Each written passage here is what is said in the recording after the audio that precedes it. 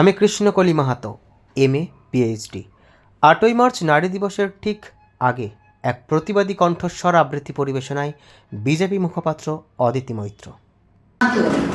MA PhD, আমার গা আমাবস্যা, আমার চুল মেষ পালকের ফাল্গুন, আমার দুটো থাই, একটা পুরুলিয়া একটা বাঁকুড়া, আমার পিঠ সাঁওতাল পরগনা। আমি গড়িয়াহাটার মেয়েদের মতন আরশোলা দেখে ভয়ে পালিয়ে আসি না। বোমায় বাহা তুলে যাওয়া বাবা কতবার আমার বই পুড়িয়ে দিয়েছে। আমার দুঃখিনী মা কতবার আমায় বলেছে মেয়েদের বড় হতে নেই। আমি কৃষ্ণকলি মাহাতো, MA PhD। মা দেখো ইমেল, আমি ইউরোপ থেকে ডাক পেয়েছি মা। দলিত সম্মেলনে আমি পেপার পড়তে চলেছি মা। আমি তোমার কৃষ্ণকলি মাহাতো, MA PhD। আমি যখন PhD করছিলাম আমার প্রফেসর আমাকে ফোন করলেন, আমাকে বাড়িতে ডাকলেন, বললেন আমার সঙ্গে তোমাকে রায়চকে যেতে হবে। আমি বললাম কেন? রায়চক কেন? প্রফেসর বললেন রায়চকে না গেলে PhD সম্পূর্ণ হবে না।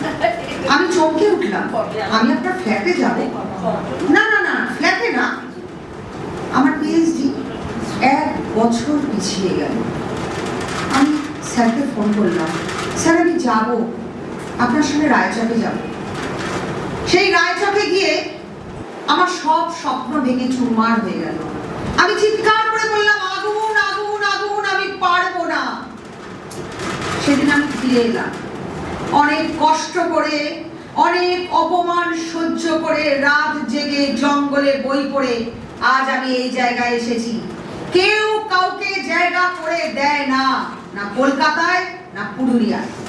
মা দেখো ম্যাডাম আমাকে ডাকছেন, অফিসার আমার নাম ধরে ডাকলো, কৃষ্ণকলি মাহাতো। আমি বিমান সিঁড়ি দিয়ে উঠেছি মা। মা ম্যাডাম আমাকে দিয়ে চেয়ারে এসে বসালেন, আমি সিট বেল্ট বেঁধে ফেললাম। মা আমি তোমার কৃষ্ণকলি মাহাতো, MA PhD।